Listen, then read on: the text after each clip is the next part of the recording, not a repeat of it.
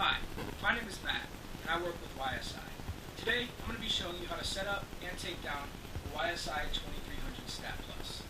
A couple of things that you're going to need for today are YSI 2357 buffer, 500 milliliters of DI water, some isopropyl alcohol, sterile Q-tip swabs,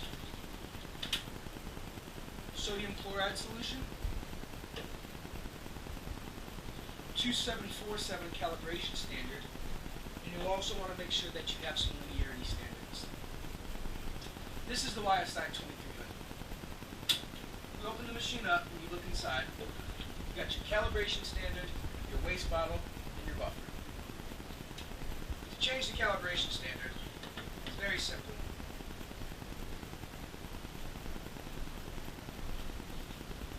You want to make sure that you write the date opened in this slot right here. The calibration standard is good for 30 days upon opening, but if you look at the right side of the bottle, the expiration date is much longer than that should the bottle remain closed.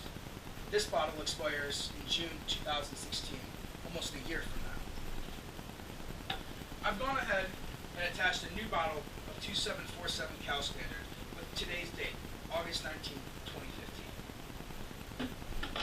That part of the setup is done. The next step will be to make some buffer. You want to take 500 milliliters of DI water per 1 packet of buffer solution. Should you try to make a full liter of buffer solution, you will need 2 packets. Now, for time's sake, I've gone ahead and pre-mixed a bottle of buffer. You want to make sure that there's no white clumps left at the bottom of the bottle. The powder has to become fully dissolved for the buffer to work. This buffer is good for 7 days once reconstituted. The packets themselves are good for about 8 months.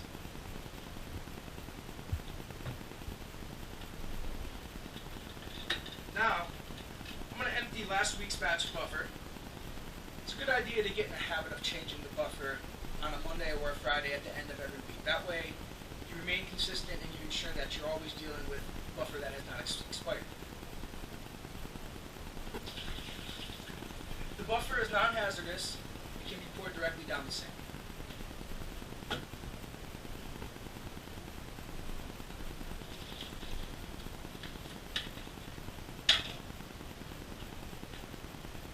Pour the buffer in the bottle. It's also a good idea to put a sticker on the bottle that says what date the buffer was changed. This could be an important step in your QC process.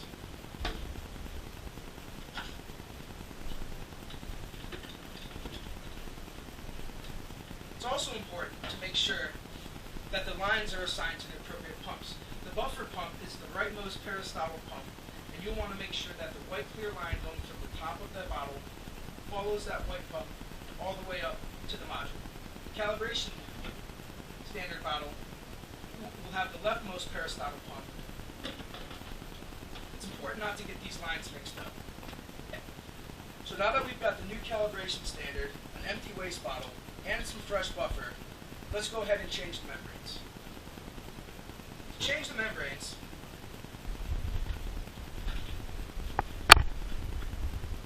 you want to unscrew the black threaded cap, and you want to pull the probe out and make sure that the membrane is still stuck to it.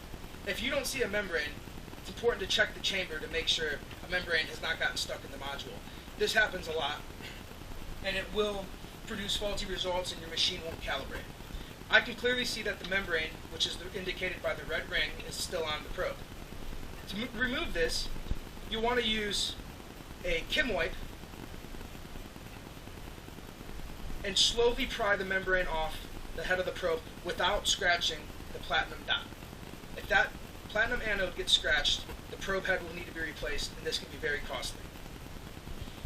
So now that I've removed the membrane, what I want to do is I want to clean the head of that probe. I've got some 70% isopropyl alcohol here and a sterile Q-tip swab. Saturate the Q-tip swab in some isopropyl alcohol and in a clockwise motion, clean the head of the probe, being careful not to touch the platinum anode. that platinum is very sensitive and is damaged easily. So now that the probe head's been cleaned, I want to take another sterile Q-tip swab and dry it off just a little bit. Now you've got a probe that's ready for a fresh membrane. The glucose membrane, 2365, needs to remain refrigerated while not in use.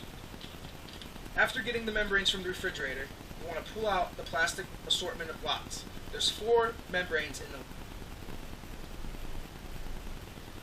Here we've got a glucose membrane.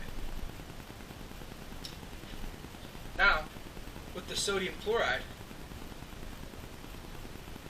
apply a couple drops to the surface of the probe head. Now, the important part, how to apply the membrane. It's very important that you don't physically touch the membrane with your fingers. Keep it in the plastic lot holder, and you want to, in a flipping upside down motion,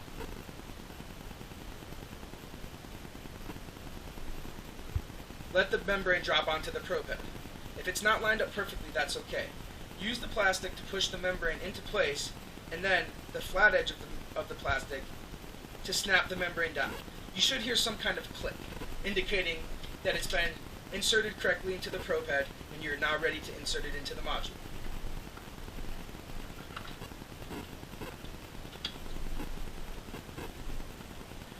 Once inserted, screw the black threaded cap back on to lock the probe into place. Now, we'll replace the next probe, and this one we're going to have measure lactate.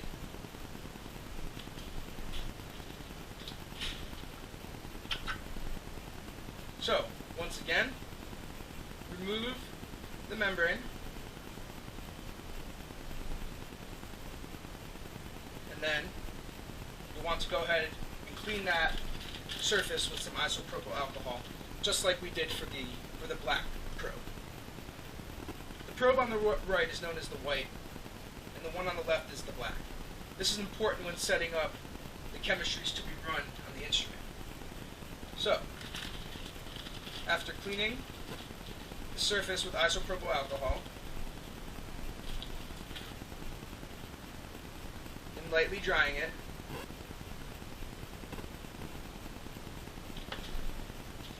I'll pull out my lactate membranes, part number 2329.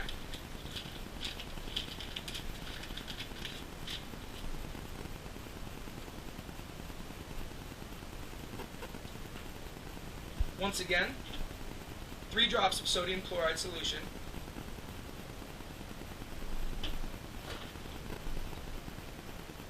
and apply in an upside down flipping motion. Center the membrane,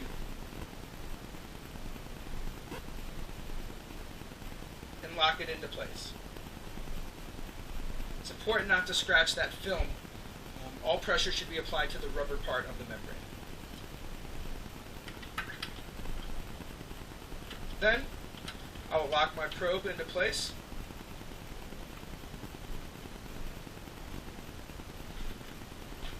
And to recap, we've changed our calibration standard, we've emptied our waste bottle, we've changed our buffer, making sure that there's no white clumps and it's fully reconstituted.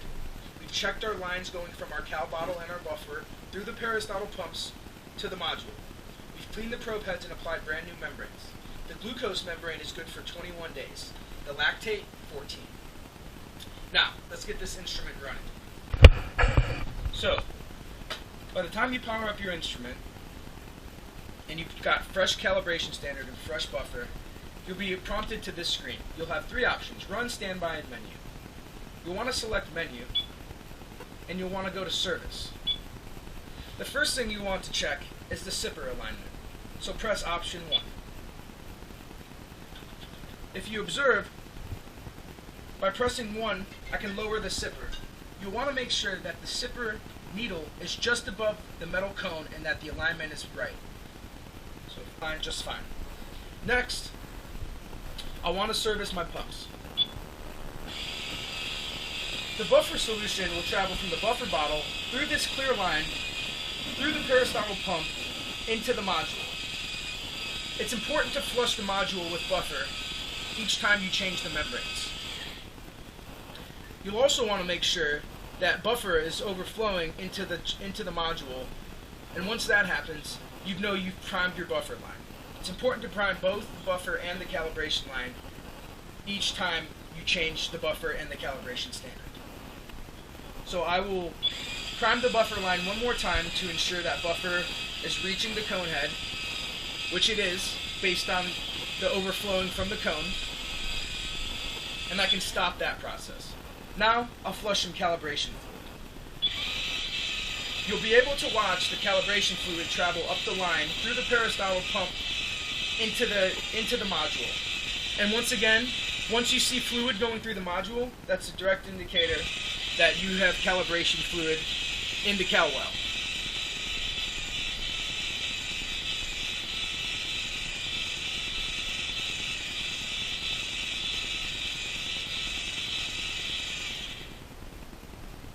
Okay, now the buffer and the cal lines have both been primed.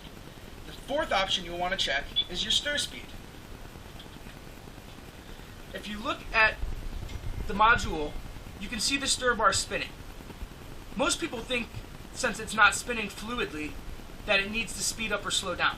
This is actually the stir speed that it should be at when setting up the instrument in this servicing option. This stir bar is spinning just fine with a slight bounce to it, which is what you want. So, back to the service option. The next thing you'll want to do is go to Setup. The second option is Measure Parameter. So select option 2, and you'll want to go to the black probe, number 2. From here we can see that glucose is the assigned chemistry, so we'll accept that by pressing enter. To change the chemistry, you would press 1 and either cycle to lactate, none, or glucose. We want our printout to give us a reading in milligrams per deciliter, so this option's just fine. If you prefer millimoles per liter, you would select option 1.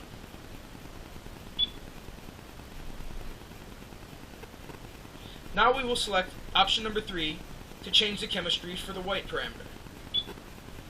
This one is already set up for lactate, so we'll go ahead and accept that. We'll also choose the option to have it read out in milligrams per deciliter. The setup feature, you can also change the machine auto calibration. By pressing option 3 and then option 3 again, you can choose to either have the auto cal set up by time or sample or both. For time, press 1. This machine will calibrate every 45 minutes. Then if you go to sample, option 2, it will calibrate every 5 samples. Okay, now we're ready for option 3, diagnostics. But to recap, we've aligned the sipper head, we have flushed the module with buffer and calibration to prime the lines, we've also set the parameters for the black and white probe and their measurement readout we've assigned in milligrams per deciliter. The stir bar speed is fine, and now we're ready for diagnostics. Since we've already primed the calibrator and buffer lines, we don't need to go ahead and do that again. But if you want to, you can do it from the diagnostic screen. By selecting 2, which is the pump option, you can select option 2 again, and your machine will flush the buffer line. Since we know we've been primed with buffer and cal, we can go back to the main screen. Return to the diagnostics, and to get back to the main screen, you can press menu. Hit menu again, 3 for diagnostics, then you'll want to look at the current for the probes. The current for these probes is 2.34 for the black probe and 1.85 nanoamps for the white probe. These numbers need to be below 5 for your machine to calibrate. Since they're well below 5, and as you can see, pretty stable, we can go ahead and try and calibrate this instrument. Press menu, and then select the run option. Now that the instrument says ready to sample at station 2, we can go ahead and shut this door. If the door is not shutting properly, make sure that you have your bottles completely shifted to the left. If your buffer bottle is on the right side of the wall, it will not shut properly. Okay, now we're ready to sample.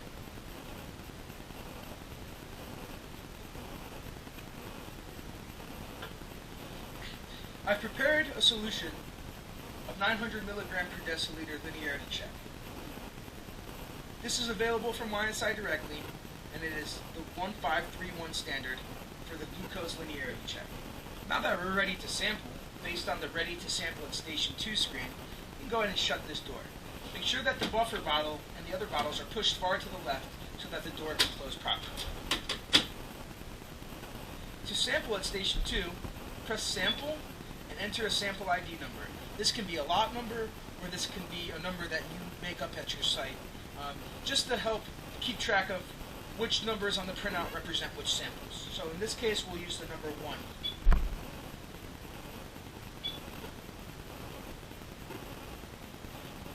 Now that the sipper head's down, you put the sipper head into the solution and then press Sample. It will aspirate 25 microliters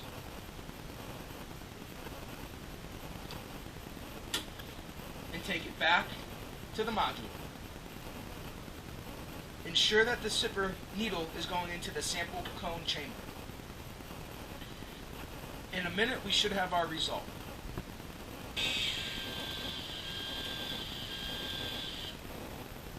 And just as expected, we got a readout of 925 milligrams per deciliter. If you do not get a reading within 5%, there's a chance that your probe head might have a film over it or could be dirty.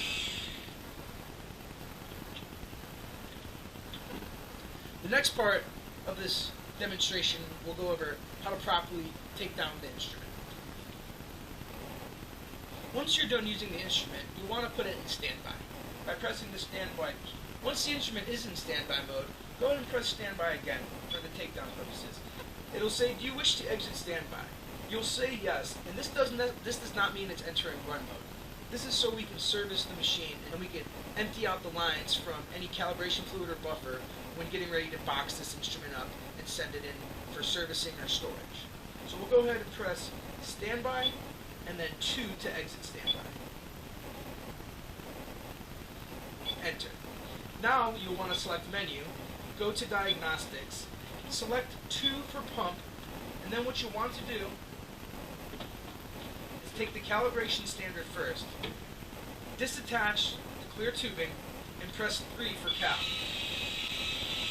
You'll be able to see the calibration fluid flushing through the line into the module.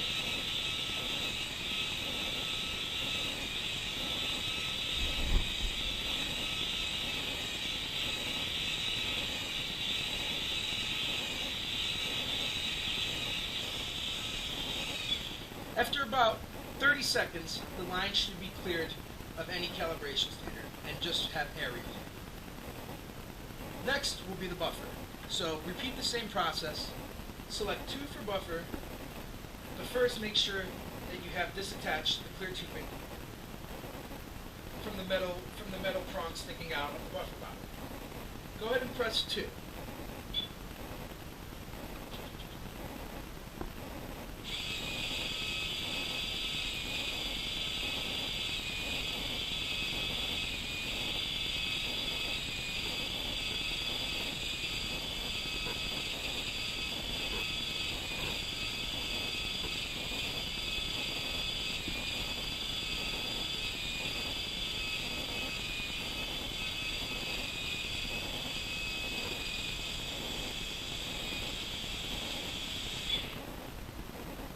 Now that you've cleared both the buffer and the calibration lines of any fluids, go ahead and empty your waste bottle and your buffer bottle and discard your glucose lactate calibration standard.